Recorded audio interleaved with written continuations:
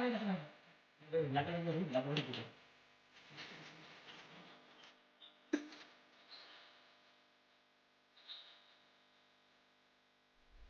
शिवराय मित्रांनो, मी Nitin जोळे. शिवजन्मभूमी trekkers YouTube चॅनलमध्ये आपल्या सर्वांचं स्वागत करत आहोत. आज मी आलेलो आहे ठाणे जिल्ह्यातील बदलापूरजवळ असलेला मलंगगड, श्री मलंगगड या ठिकाणी. आज मलंगगडचा ट्रेक सह्याद्री रॉक ॲडव्हेंचर या ग्रुपसोबत मी करत आहे. जवळपास 20 ट्रेकर्स या ट्रेकमध्ये सहभागी झालेले आहेत. पावसाळी वातावरण, मोठ्या प्रमाणात धुकं देखील दिसत आहे आणि धुक्यामध्ये हरवलेला हा मलंगगड पाहण्यासारखं दृश्य आहे.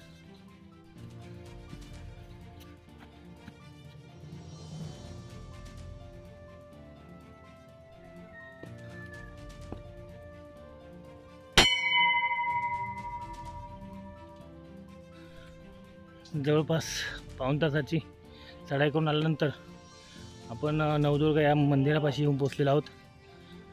शिवसेनेचे दिवंगत नेते धर्मवीर अनंत दिघे साहेब या ठिकाणी आठवड्यातून एकदा दर्शनासाठी नक्की येत असत.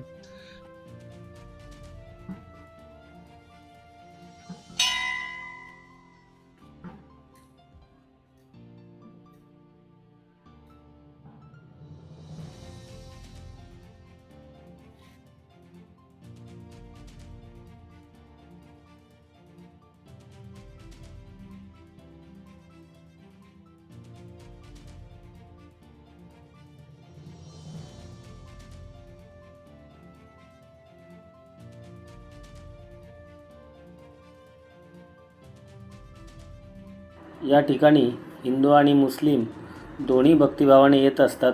म्हणून गोपाळकृष्ण केतकर यांनी 1952 साली याची नोंदणी श्री पीर हाजी मलंग साहेब दर्गा या नावाने केली.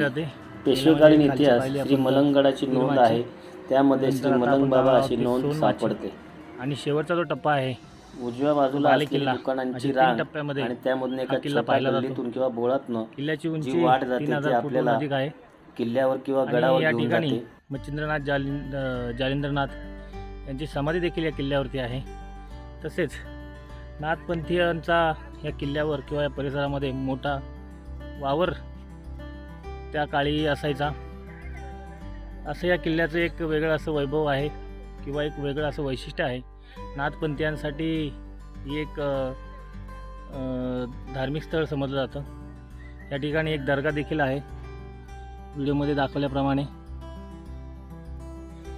दर्गा आहे. त्यानंतर दुर्गा माता देवीचं मंदिर देखील आहे, गणेश मंदिर आहे, आणखीन या ठिकाणी मंदिरं देखील आहे. 5 पीर म्हणून समजला जाणारा 5 पीर माळ किंवा 5 पीर माची माझ्या पाठीमागच्या बाजूला आपण पाहत असाल, लांबवर पसरलेली अशी पीर माची. असं या ठिकाणी थोडंफार माहिती. साधारणपणे 1780 साली हॅमिल्टन या इंग्रज अधिकाऱ्याने या मलंगगड किल्ल्याला वेढा दिला व पावसाळ्याच्या दिवसामध्ये मराठी लढाई करत नाहीत किंवा या दिवसामध्ये मराठ्यांचे सैनिक किंवा मराठी सैनिक हे शेतीमध्ये गुंतलेले असतात, शेती कामामध्ये गुंतलेले असतात व विजयादशमीनंतर किंवा विजयादशमीला शस्त्रपूजन करून, सीमोल्लंघन करून नंतर लढाई वगैरे या मोहिमा आखत असतात किंवा मोहिमांची तयारी केली जाते. या संधीचा फायदा घेऊन किंवा अशी माहिती गोळा करून मराठ्यांची युद्धनीतीचा अभ्यास करून इंग्रजांनी त्या काळी पावसाळ्यात त्या किल्ल्याला वेढा देऊन या किल्ल्यावर हल्ला केल्याचं इतिहासामध्ये नोंद आहे. परंतु शर्तीने शेवटपर्यंत मराठ्यांनी हा किल्ला लढत ठेवला, झुंजत ठेवला आणि इंग्रजांना भर पावसामध्ये या किल्ल्यावरती शह देण्याचं काम मराठ्यांनी केलेलं आहे. हॅमिल्टनने पीरमाचीपर्यंत येण्याचा मार्ग शोधून काढला आणि वरती किल्ल्यावर मारा करण्यासाठी किंवा प्रतिकार करण्यासाठी या पीरमाचीवरती 3 तोफा चढवल्या व या 3 तोफांच्या मार्फत समोर दिसणारा जो दरवाजा आहे किंवा सोनमाची आहे, त्या दरवाजावरती मारा केला. परंतु आपण जर भौगोलिकदृष्ट्या या किल्ल्याची पाहणी केली किंवा भौगोलिकदृष्ट्या जर अभ्यास केला, समोर दिसणारा बालेकिल्ला, नंतर हा सुळका, सोनमाची आणि समोर दिसणारा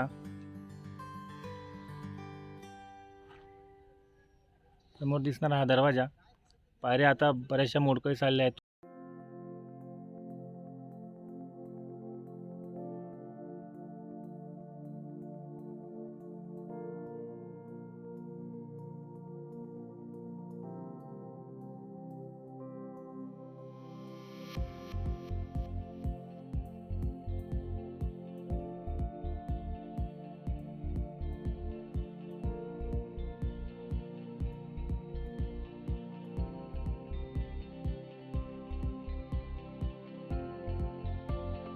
एवढ्या उंचीवर आल्यानंतर खरं तर मोठ्या प्रमाणात वारा जाणवत असतो, परंतु ढगाळ वातावरण असल्यामुळे थोडीसुद्धा हवा किंवा वारा जाणवत नव्हता.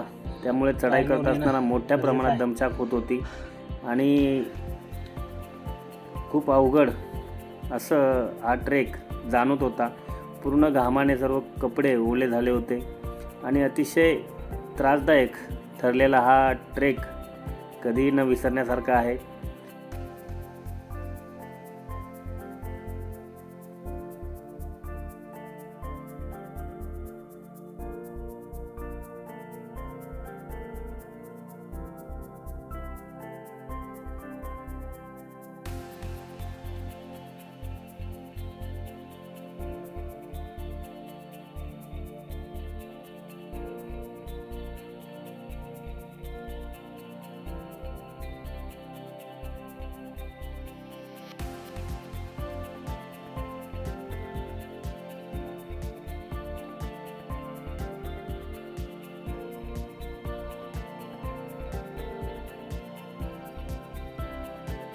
आता आम्ही सोनमाचीवर येऊन पोचलेलो आहोत.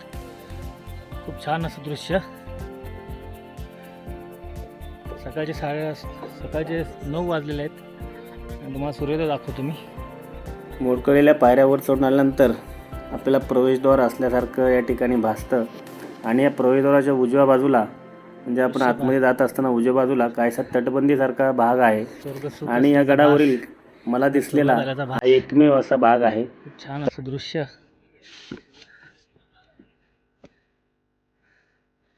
माथेरान पर्वतरांग. अनेक किल्ले या पर्वतरांगेमध्ये आहेत.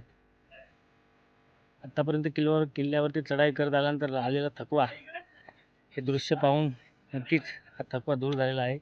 एक समाधान हे दृश्य पाहताना नक्कीच मनाला जाणवतं किंवा भासतं. खूप सुंदर आणि नजरेत साठवण्यासारखं असं दृश्य.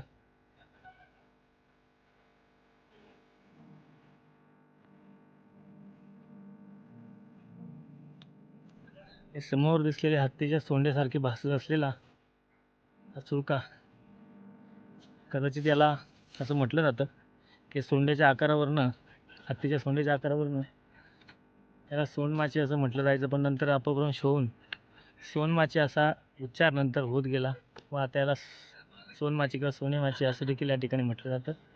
असे सोनेमाची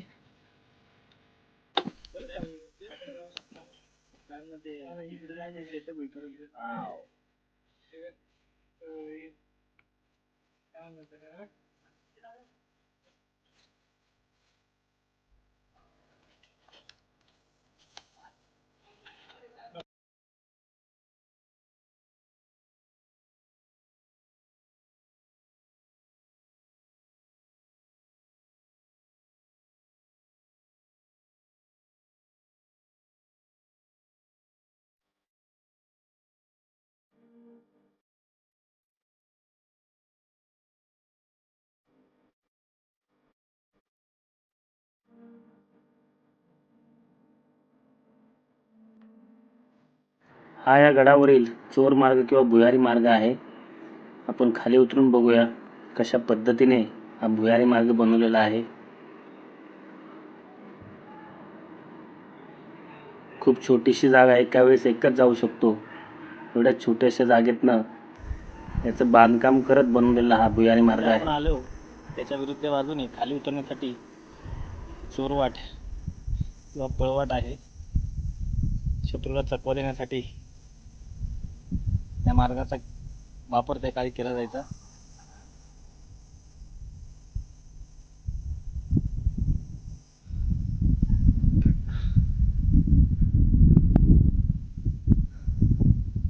अशा मार्गांचा आणि अशा वाटांचा त्या काळी एक वेगळं वैशिष्ट्य किंवा वेगळं महत्त्व समजलं जायचं.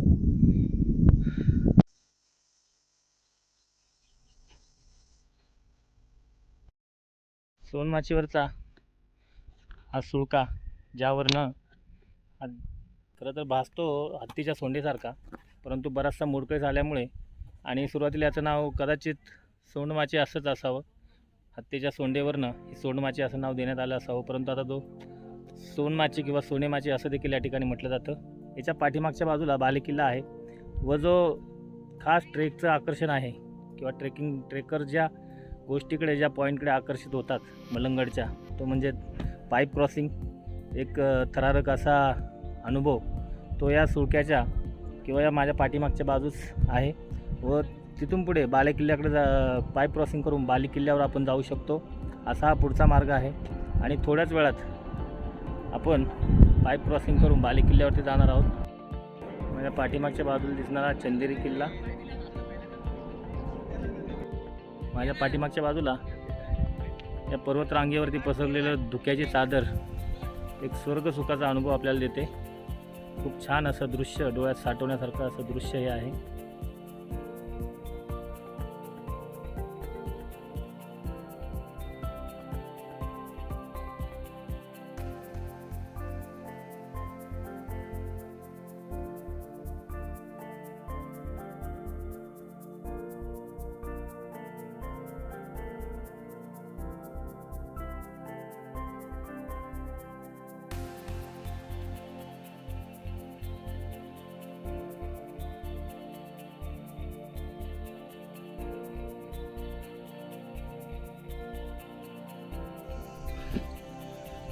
ताशिवासा कातळकडा आणि या कातळकड्याच्या बाजूने कोरलेल्या या पायऱ्या, समोर दिसणाऱ्या पायऱ्या ज्या आपल्या बालेकिल्ल्याकडे घेऊन जातात, परंतु बराचसा पायरी मार्ग तुटलेला आहे.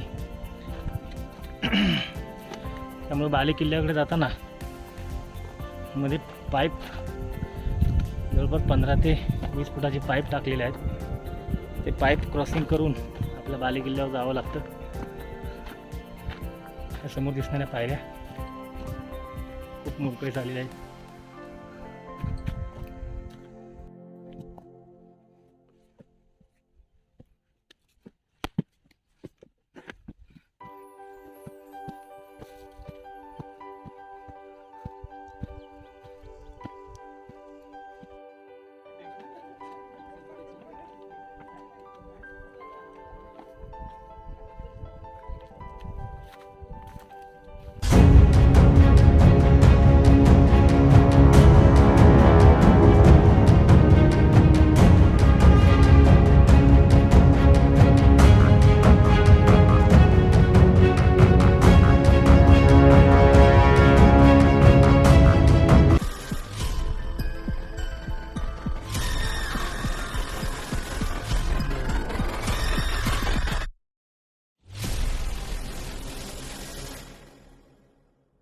आमच्यासोबत असलेला हा ओम नावाचा 4 वर्षाचा मुलगा, ज्याचं जिद्दीचं किंवा धाडसाचं संपूर्ण महाराष्ट्राने कौतुक केलं.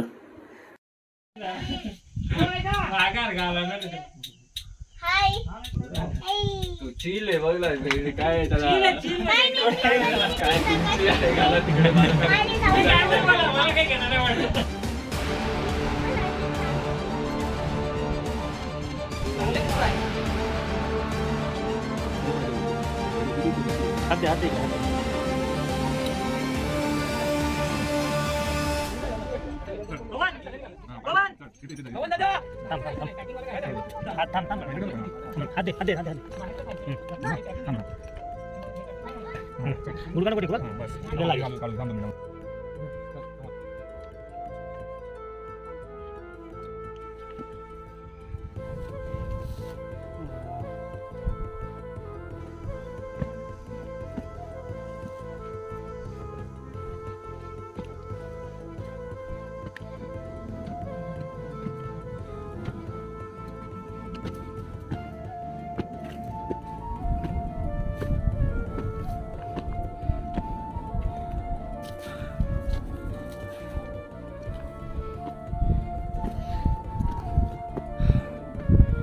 किल्ल्याचा तिसरा टप्पा म्हणजे बाले किल्ला, पाईप क्रॉसिंग आणि त्यानंतर काहीसा अवघडचा रॉक पॅच पार करून आता मी या ठिकाणी बाले किल्ल्यावर आलेलो आहे. आणि बाले किल्ल्यावरती फक्त एकच, या किल्ल्यावरची एकमेव वास्तू माझ्या पाठीमागच्या बाजूला तुम्ही बघत असाल, एकमेव वास्तू तिथे आपल्याला आता जायचं आहे.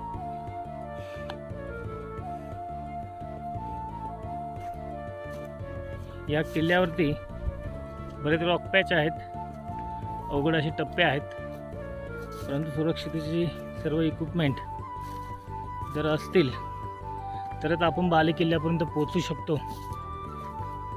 इतका अवघड हा किल्ला किंवा बाले किल्ल्यापर्यंत पोहोचण्यासाठीचा लागणारा प्रवास आहे, धोकादायक आहे.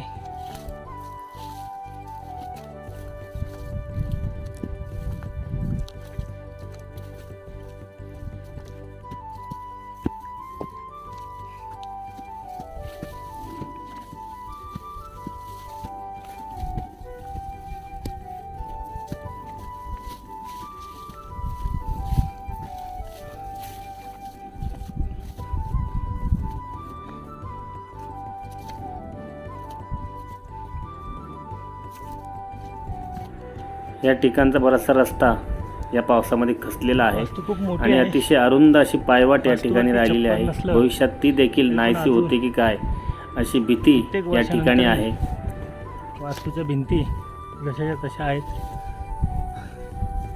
ही कदाचित वाडा असू शकतो किंवा धान्य कोठारही असू शकतं. आणि या वाड्याच्या किंवा वास्तूच्या उजव्या बाजूला एक पाण्याचे टाके आहे.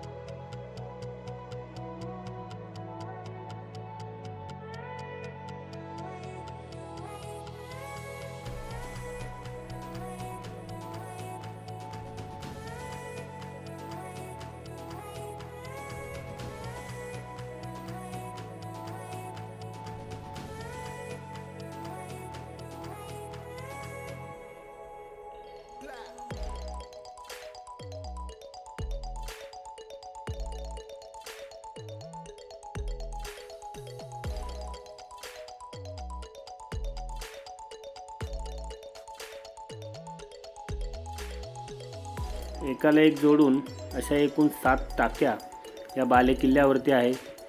काही पाण्याच्या टाक्यांमध्ये आम्हाला सर्प देखील आढळले. त्यासाठी या ठिकाणी वावरत असताना किंवा या परिसराच्या आजूबाजूला चालत असताना खूप काळजीपूर्वक या ठिकाणी